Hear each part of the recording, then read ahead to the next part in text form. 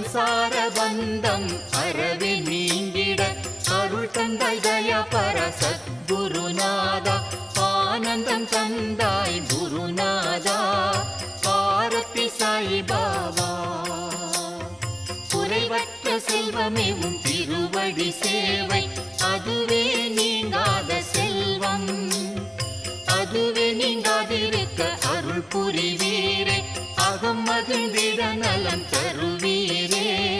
ஆரத்தி Sai Baba